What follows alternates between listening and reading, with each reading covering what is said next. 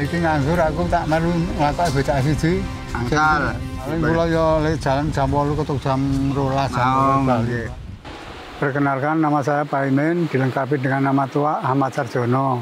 Tempat tanggal lahir Bantul 1953. Saya mulai narik becak sejak tahun 73. Cerita awal becak, saya terpaksa karena cari kerjaan angel, sulit. Terpaksa saya memberanikan diri narik becak ke tempat juragan. Waktu itu juragan banyak, asal mau bisa dapat duit. Motivasi saya melanjutkan becak karena setelah anak saya semakin besar kan membutuhkan biaya untuk sekolah. Setelah anak-anak saya sekolah, saya nggak kemana-mana, pokoknya fokus untuk mencarikan biaya anak sekolah. Masuk kuliah pertama itu ya tak tekok biaya semester piro. Waktu itu ya 325, tapi 325 zaman waktu itu kan ya nilainya sangat berat kalau dicari. Ya muga-muga 6 sasi kok iso nyelengi 300 kali golek tambah selawe. Setelah itu ya bodo-bodo meninggal dunia itu karena sakit perut. Terus soal tukang becak itu wong saya angkatan 73 itu berarti ngerti tukang becak di zaman biyen. Anggere menito ya kuwi nggo ngombe, nggo sila, main kartu, terus ngalor. Kalau saya enggak, Mas. Saya sejak dulu begitu becak, poso, salat pasti. Kalau masalah cukup dan tidaknya itu relatif. Relatifnya seperti apa? Walaupun sedikit kecil tapi digelar ya jadi cukup, dan seneng. Tidak pernah ada gejolak, kurang iki.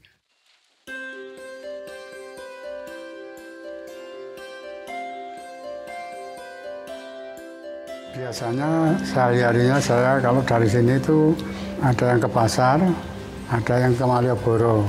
Kalau ke barat arahnya di Pak Piapato, ke utara stasiun Tugu. Kalau tamu Jakarta, Bandung pasti itu yang dia.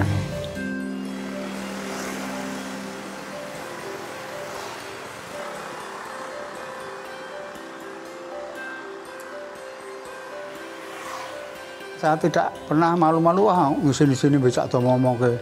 Lawang becak sendiri itu ujung tombak wisata. Yang penting jangan nanti ngapusi karo ngakali penumpang. Soalnya itu bumerang. Nek nganti nuduk ngapusi, juga nek kono penumpangnya ngomong-ngomong, rasa nunggu becak juga do ngapusi do anu.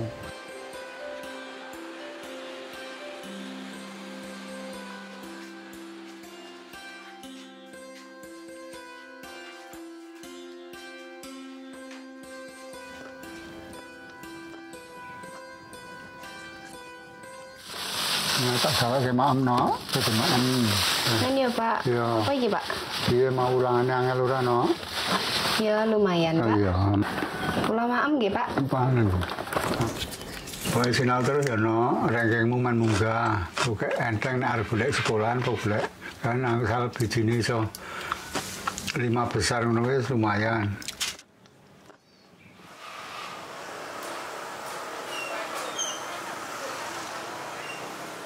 Kanca-kanca, awake dhewe suwa, wis di atas 60. Iki wis ringke. Nek isih kebutuh butuh urip. Ya. Nek kon nganggo becak iki terus awake dhewe ora kuat. Mulane umpama iki aku engko ngejoki proposal njaluk bantuan becak sing nganggo listrik, setuju apa ora? Setuju. Ya iki tak gawe kok ngene iki. Stempel pagudan becak wisata. Ya padha. Oh, iki lho. Padha. Engko ternyata engko ya anane koperasi dibantu ora perorangan. Muga-muga iki negari ngaturke ning kepatian ning kantor gubernur, engko tinggal ngenteni proses karo keberhasilane.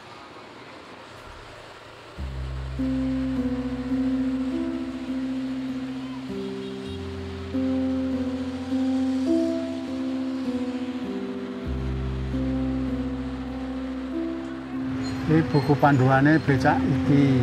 Oh, bener. Isine atau keterangannya iki daftar isine iki terus keterangan bodi. Saya mendapatkan bantuan becak listrik itu 2 kali. Yang pertama tipe perusahaan sepeda Selis itu saya mendapatkan 20. Terus untuk yang 2024 itu becak listrik yang buatan UGM yang tidak merubah bodi itu diserahkan oleh Kepala Dinas Perhubungan DIY mewakili Gubernur DIY. Itu yang becak listrik 2024 itu saya mendapatkan 15 becak. Sekarang sudah beroperasi. Becak listrik ini akan untuk proyek Sumbu Filosofi Malioboro yang tidak boleh diambah sama becak kendaraan bermotor. Nantinya ini yang akan mengisi Malioboro. Di samping becak kayu, kalau becak kayu malah boleh. Becak motor itu tidak ada aturannya dalam Undang-Undang Dinas Perhubungan pun tidak ada. Kalau untuk operasional mencari penumpang, mengantar penumpang kan harus ada surat-surat kelengkapan dan diuji kekuatan. Sejak dulu saya sudah mengusulkan untuk ditertibkan karena terus merajai ribuan sekarang. Becak yang legal saja tempat saya jadi kalah. Ngatur tukang becak tidak semudah itu, Mas. Golek wae alasane. Ya ana sing sadar siji loro ana sing manut ning ora lha iki becak bantuan nganggo dana iso ndak setor le dibantu ki ora kowe nek kowe gagelanmu ngedol iki wae lembaga iki badan hukum. Kowe nganti ngedol kuwi urusane karo hukum tak lebokke kowe cekel.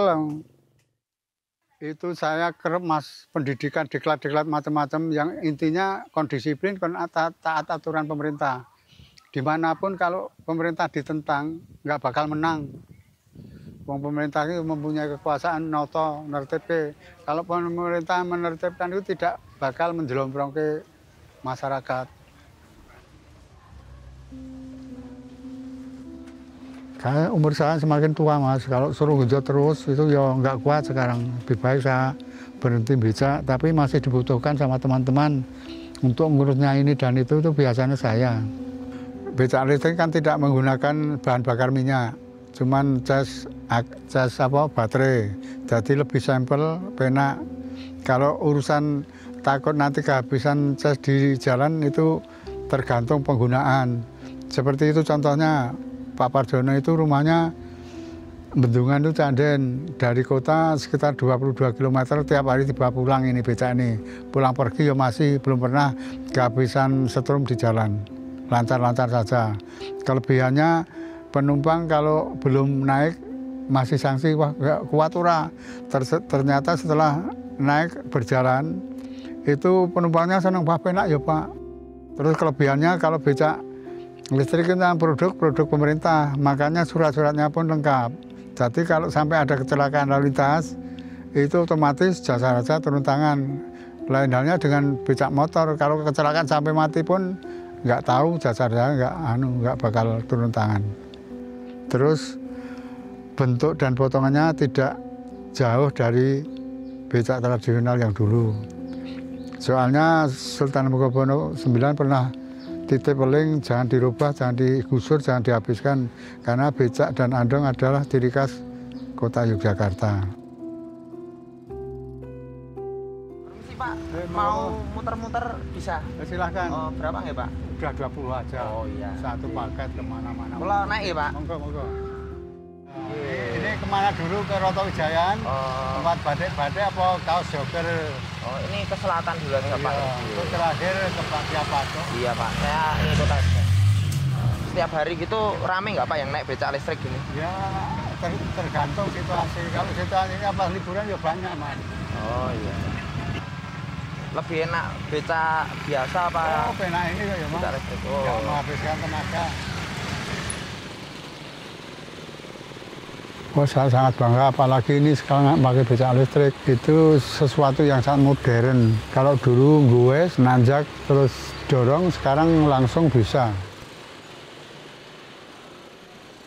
Sangat terbantu bagi saya umur saya tua, pakai becak listrik. Ada teman saya itu yang rumahnya Badran itu dari paguyuban becak stasiun Tugu itu umurnya 82. Setelah pakai ini senengnya Raja Mak. Jadi untuk setoran paling rajin dia.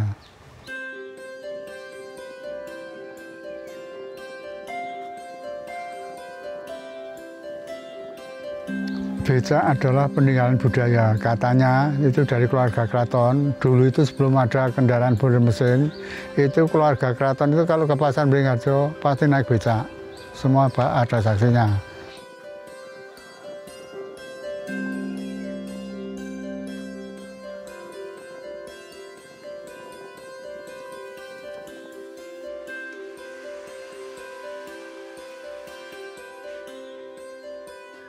Ya, sepanjang masih diberi kesehatan, walaupun saya tidak narik, tapi kan memberikan pengarahan sama konco-konco seperti apa jurusan yang perlu diurus. Nanti termasuk ini juga saya yang ngusul ke, jadi bentuknya pun lain.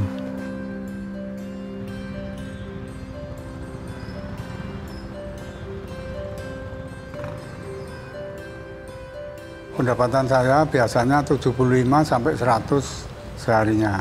Mengingat setoran becak kayu saja 10.000, kalau ini disetorkan 10.000 kan hampir sama. Waktunya setor ya harus setor, karena setoran ini kalau dianggap berat ya tidak berat. Nah, sebagian untuk bertahan hidup, apa kebutuhan saya, karena saya ngerokok enggak, apalagi minum-minum dan lain-lainnya. Saya cuman makannya pun enggak harus yang daging-dagingan enggak. Cuman kalau ada kelebihan biasanya cucu sok takon, Pak, duit-duit orang gue pasok iki, yang saya kasih gue bantu biaya sekolah. Kalau bensin itu tak kebaki, kurang kali seminggu tuku.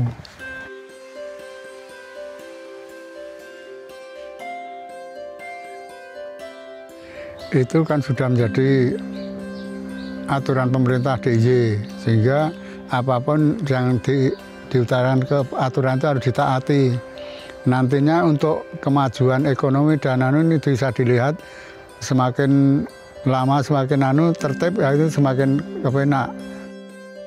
Harapan saya Jogja ini tetap semakin maju, tinggal sarana penunjangnya itu seperti becak, andong itu semakin dipercantik supaya wisatawan suka ke Jogja.